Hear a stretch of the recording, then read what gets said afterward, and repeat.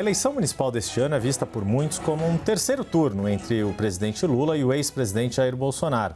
Tanto o PT como o PL, polos da disputa entre os dois líderes políticos, querem ampliar o número de prefeituras. Para os partidos em geral, eleger mais prefeitos neste ano é um passo importante, ainda que não seja uma garantia total, para se eleger mais deputados em 2026.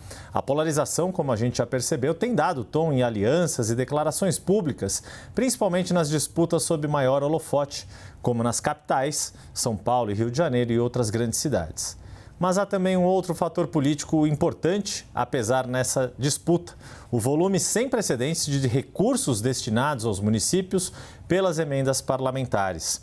Em 2023, ano anterior às eleições municipais, deputados e senadores despejaram em quase todas as cidades do país o valor recorde de 18 bilhões e 290 milhões de reais em emendas individuais no orçamento federal. Hora de começar o nosso debate e com esta provocação, começando com o Zé Eduardo.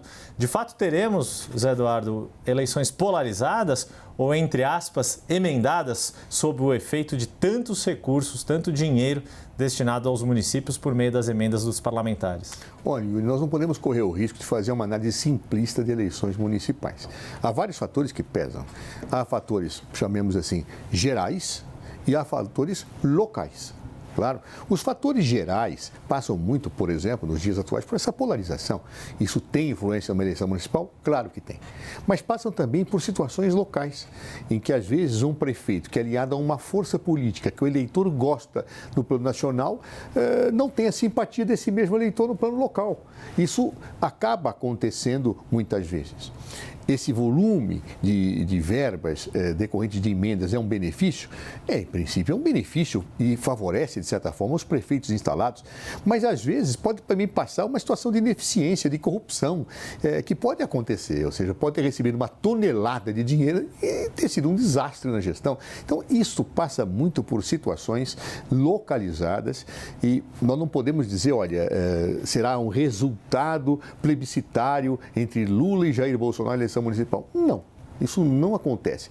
Há consequências, há reflexos? Há, mas muitas vezes situações locais determinam variantes importantes. Vocês vão ver muitas vezes prefeitos que, por exemplo, podem estar alinhados com o campo nacional A ou B, na prática acabarem fazendo propaganda para o outro. Isso acontece. A vida federativa ela é muito mais plural do que se pensa. Então, as eleições municipais elas não tendem a seguir um alinhamento e uma resposta única. Elas tendem a ser o resultado de uma dimensão complexa, de uma dimensão que vários fatores incidem e que, portanto, não torna fácil ou simples qualquer análise. Mesma pergunta, Cléver Vasconcelos. As eleições no Brasil vão ser polarizadas, como muita gente acredita, ou seriam, entre aspas, emendadas diante de tantos recursos enviados aos municípios por meio das emendas parlamentares? Olha, antes de mais nada, eu quero parabenizar a CNN por esse tema. Por alguns motivos. Vamos analisar os motivos, sem tirar a análise brilhante que o Zé Eduardo fez aqui, que é super importante e relevante. O calendário brasileiro é um calendário fracionado, ou seja, nós temos eleições a cada 2 anos. E as eleições municipais, elas carregam uma característica muito clara, como ele falou, da situação peculiar daquela localidade. Entretanto, o que nós percebemos?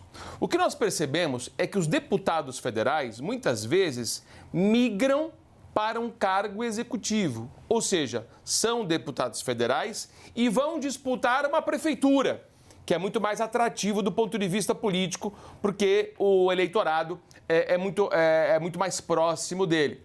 E lá no parlamento, eles estão atuando na discussão e na divisão do dinheiro das emendas parlamentares que podem ser revertidas para os municípios. Isso, na minha concepção, desequilibra um pouco o cenário eleitoral local. Por quê? Porque se eu, deputado federal, serei candidato a prefeito, eu vou patrocinar, em meu nome, uma emenda orçamentária que vai beneficiar o quê? A minha cidade. E aí esse parlamentar acaba recebendo entre aspas, 2 vezes. Por quê? Porque ele recebe aquele valor que vai ser destinado ao município, o cidadão da localidade fica muito satisfeito, e depois tem o fundo eleitoral. O fundo eleitoral que é recebido diante da proporção daquele político que foi eleito para a Câmara dos Deputados. Ou seja, quem fica prejudicado nessa história toda? Quem não é deputado federal, quem não tem mandato e que está disputando uma eleição contra todo esse sistema.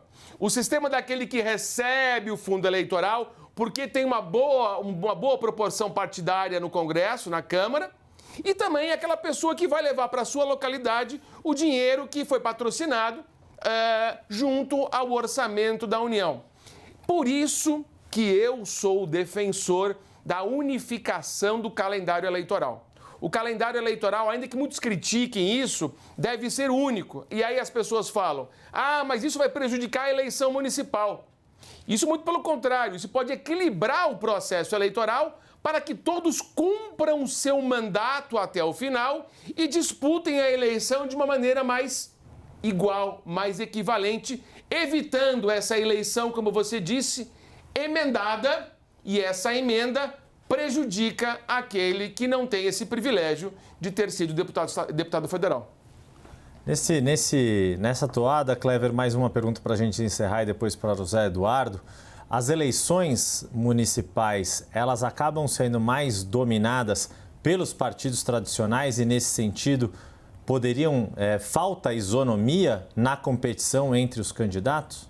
O que eu vejo é o seguinte, do modo geral, pelo que ordinariamente tem acontecido, já que você invocou aqui também a eleição polarizada, essa polarização é um atrativo para quem tem um mandato. Para quem tem um mandato. Então, esse deputado federal, ele já se evidencia porque ele aparece nos mecanismos de comunicação pelo seu lado, de maneira incisiva, em discursos, entrevistas, ou seja, ele é aparente. E ele aproveita dessa polarização para enrijecer o seu discurso e conquistar o seu eleitor. Então, do ponto de vista eleitoral, da estratégia eleitoral, ou melhor, da estratégia política, há de fato um desequilíbrio e uma vantagem para esse determinado político que se vale desse discurso atrativo ideológico que vai para um lado e vai para o outro, mas, obviamente, isso é o ordinário. Agora, por outro lado, nós temos também o extraordinário. O que é o extraordinário? É o que o Zé Eduardo falou há instantes atrás. Cada local tem a sua peculiaridade, cada região tem a sua característica. De repente, aquela determinada pessoa que não tem mandato, que não é polarizada, mas realiza um trabalho profissional, aquele prefeito da cidade do interior que presta um serviço de qualidade, que é um prefeito diligente, que não se mistura com questões ideológicas, é óbvio, essa pessoa vai ter uma vantagem e, eventualmente, um empresário, um trabalhador da mesma região, com essas características, pode se lançar e conquistar o mandato de prefeito. Zé Eduardo mesmo pergunta, esse sistema de envio de recursos por meio de emendas parlamentares, de certa forma, quebra ou consegue preservar a isonomia das disputas nas prefeituras? Cleber tem muita razão no que ele fala. Eu vou até ainda subir um degrau.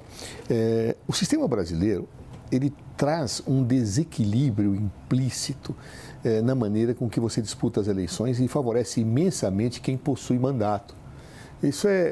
Eu disputei eleições sem mandato e com mandato, Cleber.